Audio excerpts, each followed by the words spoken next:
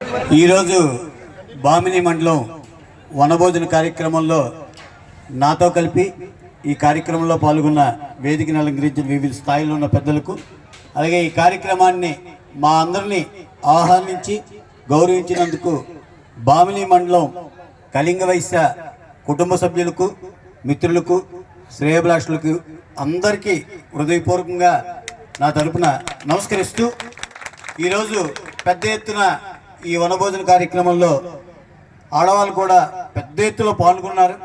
అయితే మేము వచ్చే సమయము కొద్ది రాంగ్ టైం. మేము కూడాను ఉదయం కొద్ది వేగంగా వస్తే ఈ కార్యక్రమం మీ అందరికి కూడాను టైంకి వచ్చినట్లు ఉందను. భోజనాల టైంలో వచ్చాం. భోజనాల టైంలో మాట్లాడితే కొద్దిగా ఇబ్బందికరమైన వాతావరణం అయినా సరే ఎంతమంది కూర్చొని మా మాటలు వినడానికి నిజంగా మనస్ఫూర్తిగా ఆహ్వానించినందుకు మీ అందరికీ హృదయపూర్వకంగా మరొకసారి ధన్యవాదాలు తెలుపుతున్నాం. అయితే చాలామంది నా ముందు మంచి విషయాలు చెప్పారు. మిత్రుడు కోరాడు శ్రీని గారు చాలా చక్కగా చెప్పారు. కులం ఎలా ఉండాలి, కులం ఎవరి గురించి పనిచేయాలని సంఘాన్ని గురించి చెప్పారు. 100% కరెక్ట్. ప్రతి పేదవాడి గురించి కుల సంఘాలు పనిచేయాలనే ఈరోజు కుల సంఘాలు బలపడడానికి ప్రధానమైన లక్ష్యం. ఆ లక్ష్యం తరపునే పనిచేస్తుందనే విషయం అయితే బామిని మండలం అయితే నేను 100% నమ్ముతున్నానని ఈ సందర్భంగా మనవి చేయాలి. ఈరోజు వనభోజన కార్యక్రమాలు ఏమిటనేది చాలామంది ఇతర సామాజిక వర్గాలు మనకి ఒక ప్రశ్న వేస్తారు, ఇదంతా ఒక కళింగ వయసులోనే ఉంటుందని. అయితే వనభోజన కార్యక్రమం అనేది మనమైతే జరుపుకోవాలి 100కు 100%.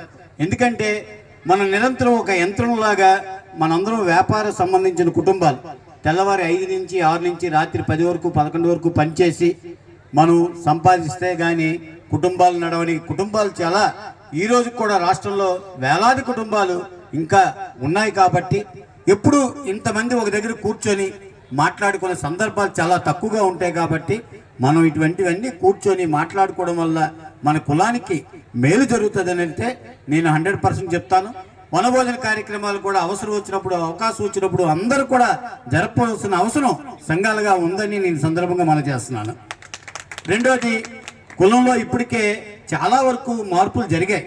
కానీ నేను ఒక్కటి చెప్తున్నాను, సమాజంలో ఇతర సామాజిక వర్గాలతో పోటీ పడే విధంగా మన కులంలో కూడా చైతన్యం రావాలి. చాలా మంది ఇప్పటికే చదివిస్తున్నారు. పిల్లలకి 100% పిల్లల్ని చదివించవలసిన అవసరం మనందరికి కూడా కుటుంబాల్లో ఉందని ఈ సందర్భంగా మనవి చేస్తున్నాను. ఆడపిల్ల మగపిల్ల అనే భేదాభిప్రాయం అయితే ఈరోజు సమాజంలో లేదు. అందరూ సరి సమానంగానే ఈరోజు ప్రభుత్వాలు పనిచేస్తున్నాయి. అలాగే మన కుల సంఘాల్లో కూడాను మహిళలకు కూడా ప్రాధాన్యత ఇచ్చి ఇప్పటికే జిల్లా సంఘాలుగా ఏర్పడ్డాయి. రాష్ట్ర సంఘాలుగా కూడా ఉమెన్ని ప్రభావితం చేసే విధంగా ఇప్పటికే సంఘాలు ఏర్పడుతున్నాయి. ఎవరైనా అవకాశం ఉంటే ఉమెన్ నిజంగా 100% ముందుకొచ్చి కుల సంఘాల్లో పనిచేయవలసిన అవసరం ఉన్న వాళ్ళు ముందుగా వచ్చి ముందుకు రమ్మని నేను కూడా కోరుతున్నాను. ఈ సందర్భంగా మనం చేస్తున్నాను.